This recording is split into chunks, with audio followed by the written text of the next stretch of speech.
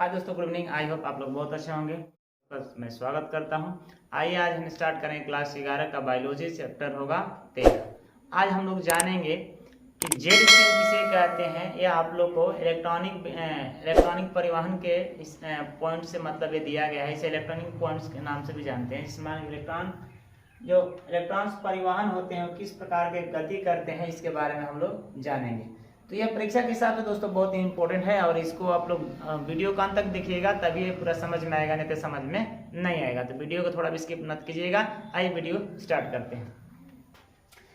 सर्वप्रथम हम इमेज को समझ लेते हैं, उसके बाद हम इस सारे पॉइंट्स को समझेंगे। या पहले इस पॉइंट्स को समझ लेते हैं, उसके बाद हम इस इमेज को समझते हैं। आइए दोस्तों समझते हैं। सर्वप्रथम पहला इमेज, इसमें क्लोरोफिल ए है। हमने बताया था कि क्लोरोफिल कितने 3 प्रकार के होते हैं, क्लोरोफिल ए और क्लोरोफिल बी और क्लोरोफिल सी, और तीनों का काम क्या होता है, अलग अलग होता है। जिसमें क्लोरोफिल ए इसमें दर्शाया गया है, क्लोरोफिल ए इसमें पाया जाता है जो 680 नैनोमीटर पर क्या होता है, ये होता है। और ये लाल रंग को क्या करता है, लाल जो प्रकाश आता है उसको अवशोषित करता है, ठीक है ना। ये जितनी गाढ़े लाल कलर का जो रंग आएगा उसको क्या करता है, अवशोषित करके और क्या करता है, उसमें ऊर्जा में परिवर्तन करने का कार्य करता है।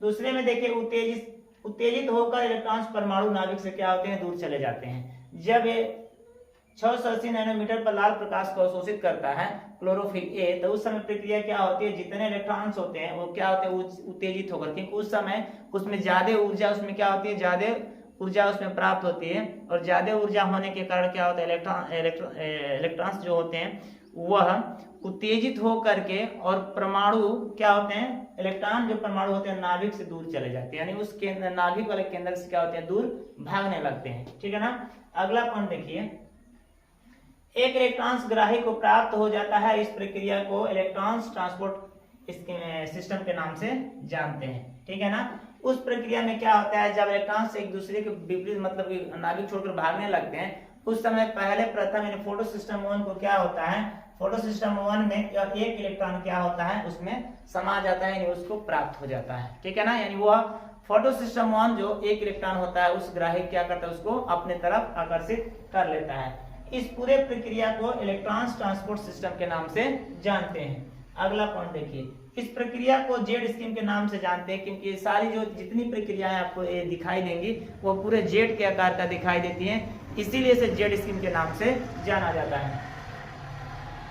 यही बात हमें लिखा, ठीक है ना। ये आपका पॉइंट क्लियर हो गया। अब समझिए, यहाँ पर आप देख लीजिए पूरा जेड के आकार का दिखाई देता है, इसीलिए हम इसको क्या कहते हैं, जेड स्कीम के नाम से जानते हैं। इधर देखिए दोस्तों, सर्वप्रथम ऐसे समझिए कि PS2 से लेकर के और PS1 से क्या होता है, ये समाप्त हो जाएगा। स्टार्टिंग कहां से होता है, PS यानी स्टार्टिंग कहां से होगा, PS2 से, और एंडिंग कहां से होगा, PS1 तक जाकर ये क्या हो जाता है, एंडिंग हो जाता है, क्योंकि यहीं से इसकी पूरी प्रक्रिया इतना में संपन्न हो जाती है।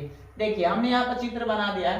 ये देखिए फोटो सिस्टम 1 है और ये फोटो सिस्टम 2 है।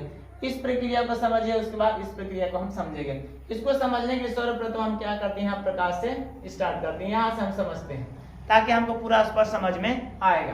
देखिए जो प्रकाश है यहाँ से क्या होता है, जब ये प्रकाश यहाँ से मिलता है अधिक मात्रा में, क्या मिलेगा, अधिक मात्रा में प्रकाश मिलता है क्लोरोफिल ए को। तो इसमें जो प्रकाश लाल रंग का होता है वो क्या होता है, उसको ग्रहण करने की क्षमता किसको होती है, क्लोरोफिल ए को। तो जैसे वो प्रकाश यहाँ से निकलता है तो कुछ प्रकाश कहाँ जाता है, LS2 पर जाता है और LS1 पर आएगा।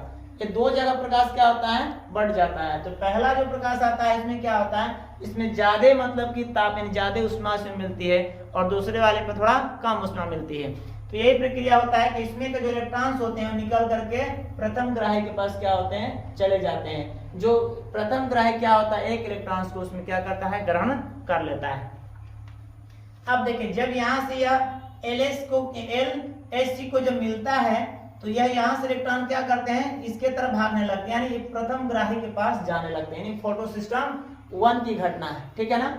जब इसमें जाते हैं तो पहला इलेक्ट्रॉन उस ग्राही को क्या होता है, प्राप्त हो जाता है। बाकी जो इलेक्ट्रॉन्स होते हैं कहाँ, इलेक्ट्रॉन्स परिवहन समूह में आकर क्या होते हैं, स्थित हो जाते हैं। बाकी जो इलेक्ट्रॉन्स होते हैं इलेक्ट्रॉन समूह परिवहन में समूह में आकर के वहां पे इकट्ठे हो जाते हैं और वहां से क्या होते हैं, ट्रांसफर होते हैं। लेकिन ट्रांसफर होने के पहले पश्चात कुछ प्रक्रियाएं घटती हैं, जैसे ADP और IP का क्या होता है, निर्माण होता है इस प्रक्रिया में, ठीक है ना। जब इलेक्ट्रॉन्स आकर समूह में मतलब इकट्ठे होते हैं उस समय एटीपी प्लस आईपी का क्या होता है, निर्माण होता है। अब जब ये दो मिलते हैं तब जाकर क्या बनता है, एटीपी बनता है, क्योंकि एटीपी बनेगा तभी जाकर ऊर्जा मिलेगी।